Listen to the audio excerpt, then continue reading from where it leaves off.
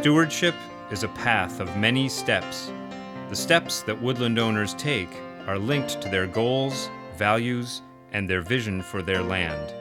In Baldwin, Maine, northwest of Sebago Lake, a community of woodland owners is taking shape.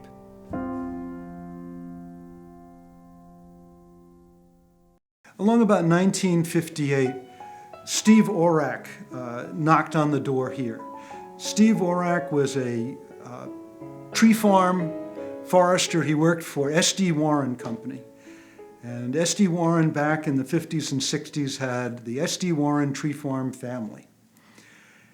And he convinced my father that forestry was a good thing. In my grandfather's time, in a family kind of kerfluffle, all the wood got cut off. And it got sold to S.D. Warren Company.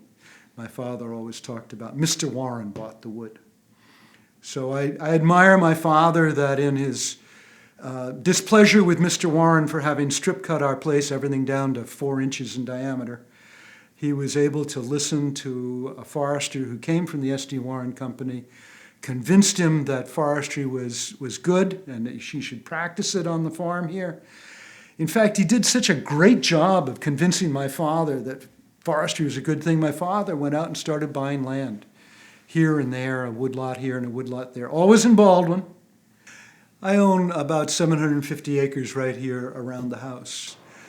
And I own it because 360 of it has been in the family for over 200 years. I inherited it from my father, and I bought a couple of three woodlots kind of next door. My father was a very persuasive guy, and he wanted me to love the woods. And he'd take me out on long walks and kind of pay attention to me and convinced me from a very young age that this is what I wanted to do. Other people may go snowmobiling or, they like dogs or they like cats or whatever. I like the woods. I love being out there. That is where my satisfaction is.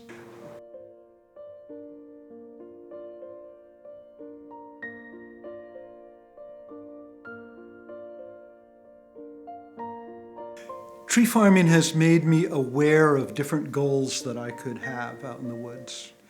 We want to do what's silviculturally right. We're not in it to make money as such, although my land should pay its own taxes. I firmly believe that. I can't afford to support my woodland. It has to support itself. And my goals are long-term. I think the first thing I think about when I think about forestry is the long-term nature of goals. And tree farm has made me aware of how I could be managing for nature or for water, for wildlife. I also manage for recreation. Those may be, kind of even in what I'm doing, but mostly I'm managing for the future to get this land in shape for my children and grandchildren. It's not going to really ever make me much money, but we look at it later on, you'll see that it's going to be beautiful in 20, 30, 40 years. I think in 40 years I won't be appreciating it. So we're going in and we're taking out the crooked trees and the forked trees and the rotten trees, and then what the logger calls all the bushes, the stump sprouts that come up from the red maple and the beech and that sort of thing.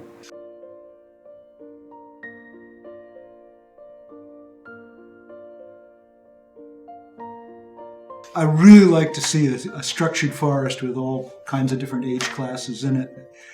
I love to see the animal tracks and the different plants that come in depending on the age class, and it's all mixed up. It's just beautiful for me. Well, that variety it just makes for a more interesting woodlot. And besides those 10 months out of the year when you're not cutting wood, that makes your woodlot that much more enjoyable and interesting to walk through. And as far as the variety of age classes, that makes it that much easier for us to come back in 10 years to make you a little bit more money. Well, that's one of the beautiful things for me, too, is the idea that I can be in here every 10 years or so. And I guess people call it intensive forestry. Some people make fun of me for doing intensive forestry, where we really try to pick the best trees to grow and to let them grow until they're really worth something. And it just really is appealing to me. What kind of regeneration do you think we'll get on the swampy ground? Are we going to grow any trees that are worth anything, or? Everything's relative. It's certainly not as productive a site as the better drained sand here, but when I walked this site before we got all the snow, there's a fair amount of red spruce regeneration, some white pine regeneration. So if we lift off the overstory, which in silvicultural terms is a overstory removal, even aged management, we'll let those desirable seedlings grow, and by the time your kids are ready to cut wood again in 30 or 40 years, there should be some more valuable timber there.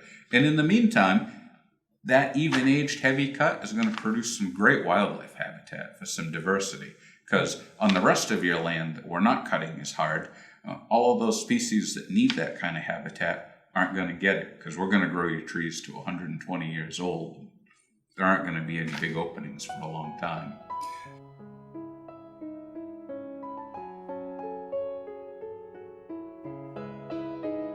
I'm not ashamed to say that I consider myself a hook and bullet biologist, in that I've spent a lot of time since I was old enough to be in the field fishing or hunting, so I've got a great appreciation of wildlife. Even though I may want to consume it on the table, I still enjoy seeing wildlife every day in the woods, whether it's game animals that I might think that I'm going to harvest in a few months, or whether I'm just watching some birds. It may sound silly, but the highlight of my day usually is to see a nuthatch or a brown creeper, which is a pretty silly little bird, but I enjoy watching them. I see people hunting snowshoe hare down there, and we've got a lot of coyote too, and we've got a lot of deer. When we were down there before, we had deer almost following the twitches, looking for eat the leaves off the top of the trees. The deer are following the skidders and the harvesting for a couple of reasons. One, it's a whole lot easier to walk where the machines pack the snow, and also with all the treetops down, it gives them access to some nice browse in the winter. And all of that heavy cutting, whether it was done from the liquidation harvest or better planned silvicultural cut, produces a variety of age classes and some young, dense growth that those smaller animals need. And there's going to be a lot of snowshoe hare and wildlife that needs that cover.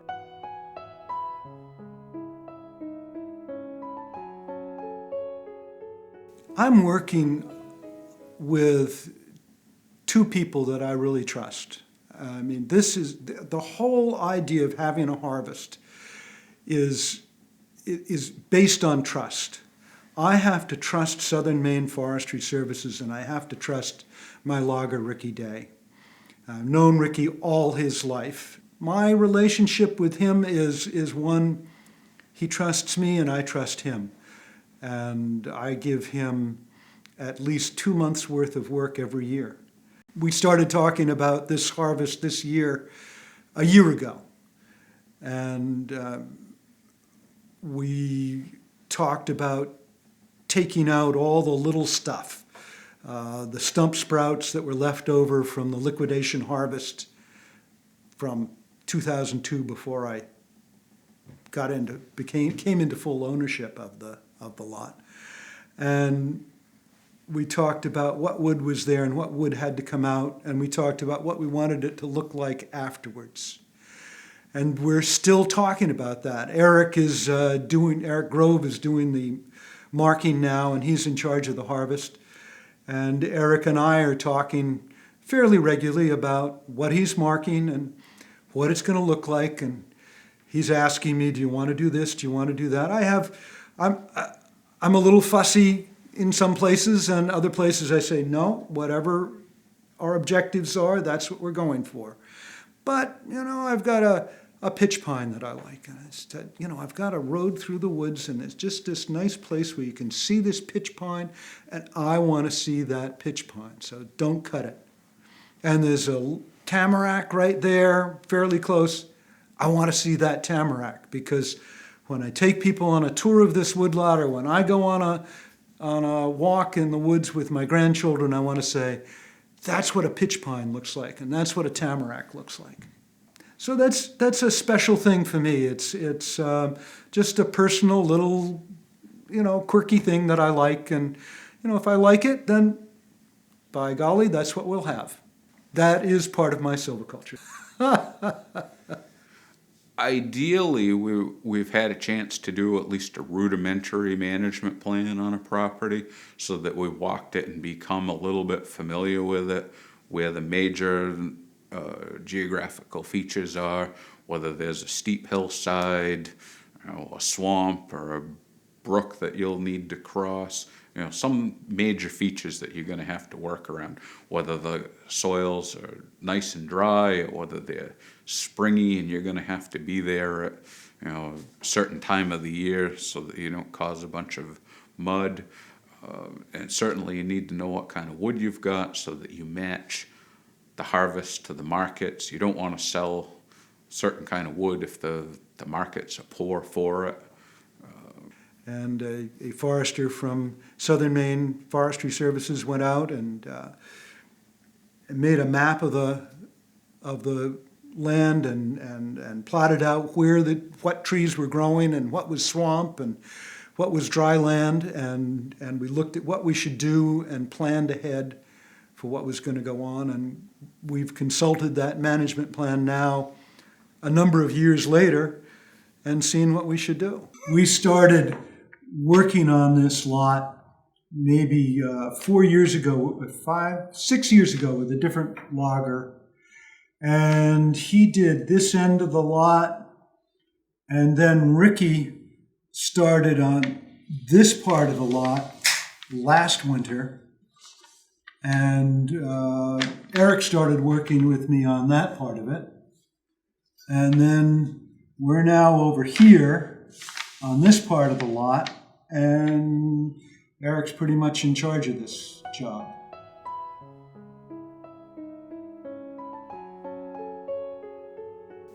I've learned a great deal from foresters. I've dealt with state foresters.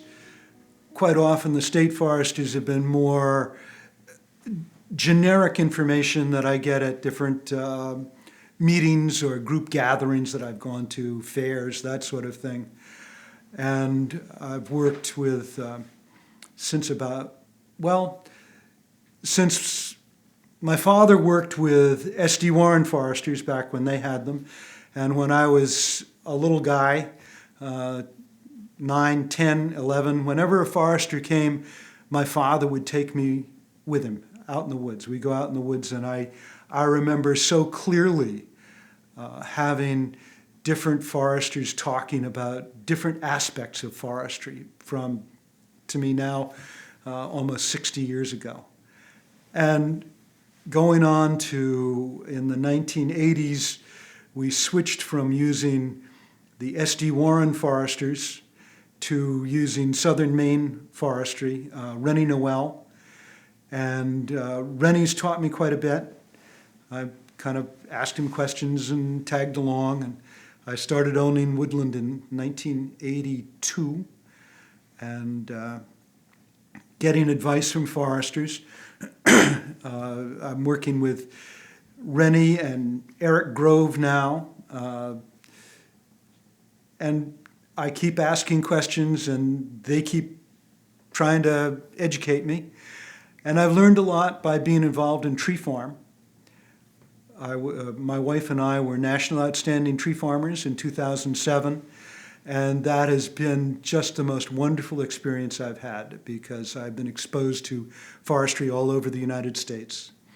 I've toured tree farms in North Carolina and Georgia, Washington State, Oregon, Wisconsin, and everybody does forestry different, and they have different ideas of what they want to do.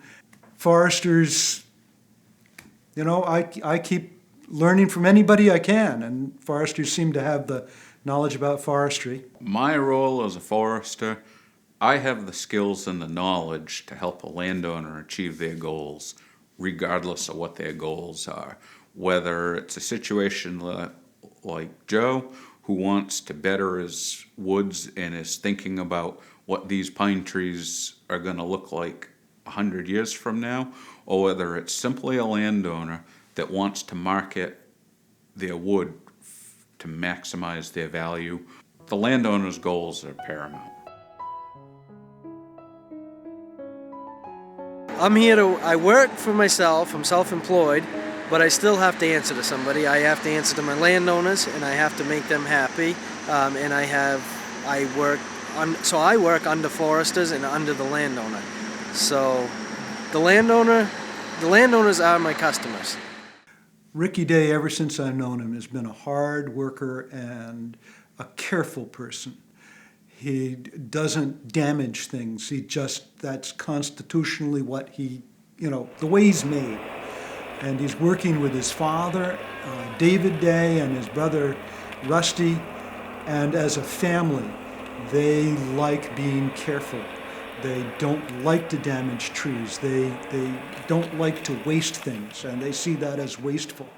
That paint is really what communicates all my wishes, because what Joe and I have discussed as far as silviculture is selection silviculture.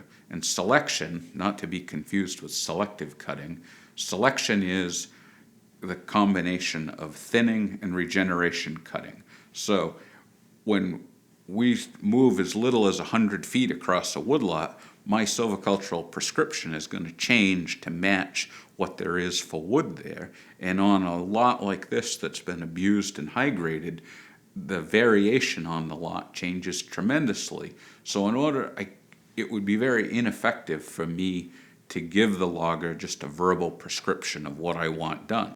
Even though there's a whole slew of pine trees out there, they're not all created equal. Working with a logger is kind of like a teamwork effort between the forester, myself, and the logger.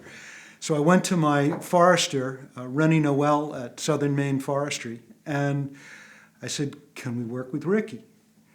And he didn't want to work with Ricky. He hadn't worked with Ricky. And so we went back and forth. And as I say, it's a team. And so Rennie kind of gave in and said, okay, we'll give him a try. And we gave Ricky a try on this little kind of not very many acres and not a really big job. And Ricky did a nice job. He was respectful of the forester, respectful of the landowner, and he did a very clean piece of work. And now I'm really enjoying working with Ricky. Yeah, it looks like we fell a bunch of them. Oh, here's Ricky. He usually stops when he sees us anyway.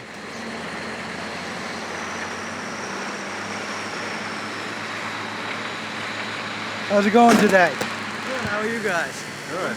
Nice warm day today. Yeah, nice day. So you left a nice stand of oak here. I'm hoping you'll be back in another, 15 years maybe? Another 10 years to thin this out. And then another 10 beyond that, we'll have some pretty decent saw timber. Yeah, some nice oak. I like it. All because you've done a really careful job cutting what I painted. I liked when you took, what was that, a hemlock around the other side of that oak, the way you took it out and laid her down over there. Yeah, that'll open that up over there so that when you guys do want to take that oak tree out, those little pines that are on the other side will be 3 times the size of the ones they are now, and they'll take over from where the oak left off.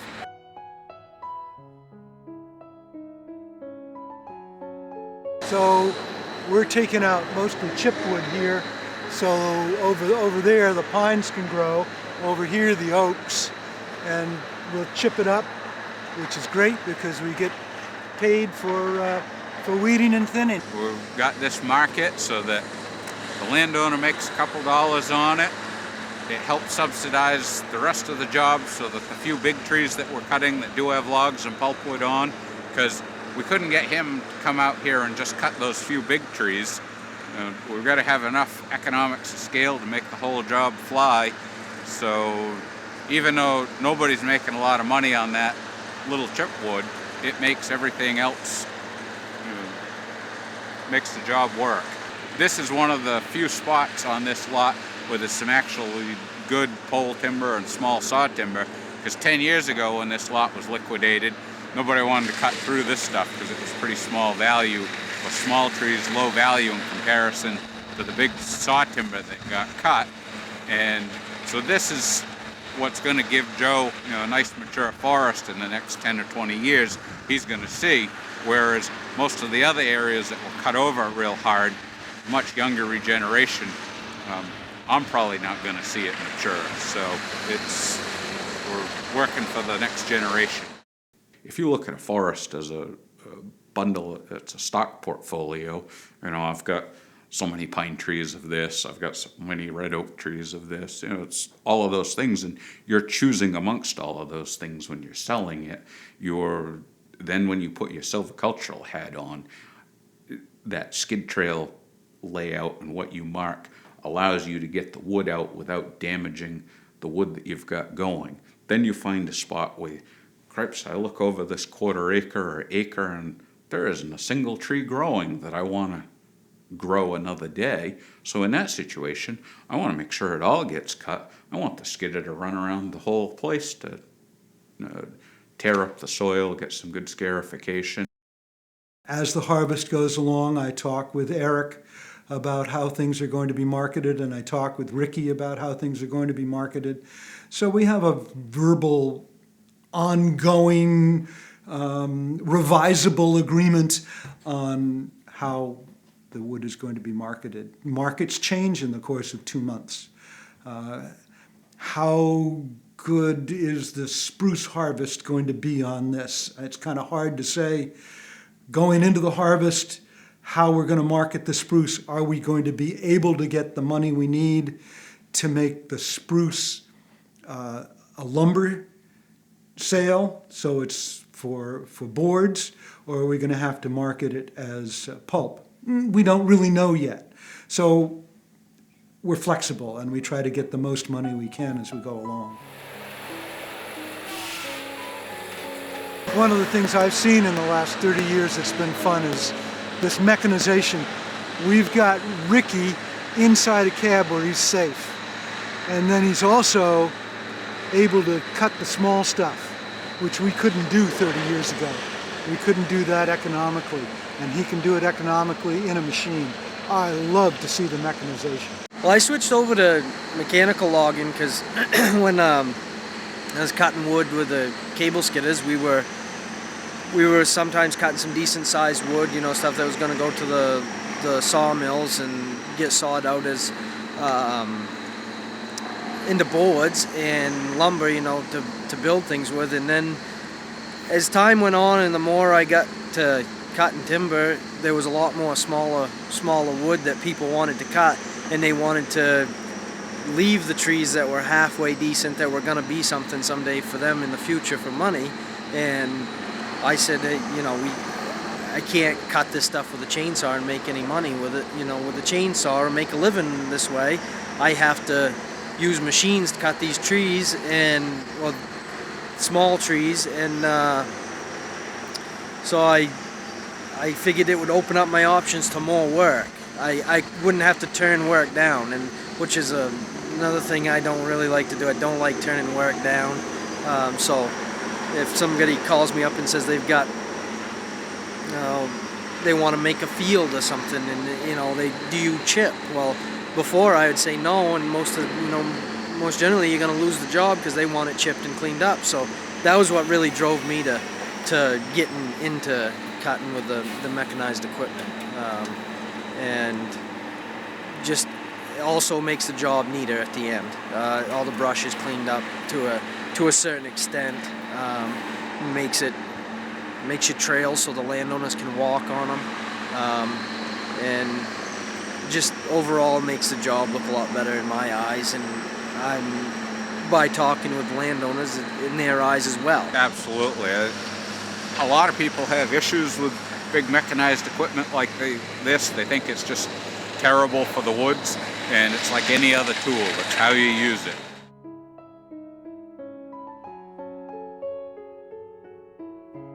If I want to thin a woodlot lightly at maybe 5 to 7 cords per acre removal, which is a half a truckload, half a tractor trailer truck, that's a pretty light harvest for a logger. So by me doing all of the skid trail layout and making sure that my paint faces the trail, the fellow buncher can travel out through the woods. It's all done in a very systematic layout. It's very, very efficient, so that the logger can cut these trees in an efficient manner and be profitable doing it. In order to cut this wood, you've got big expensive equipment, it's fuel hungry, it burns a lot of fuel, so efficiency is really important. So if I do my job as a forester and lay out an efficient job, the logger enjoys that efficiency too. So it speeds up their job and it allows them to give Joe a better job in the woods. So when they may spend more money to buy wood from a consulting forester, but they're buying efficiency, and that's an important thing for them.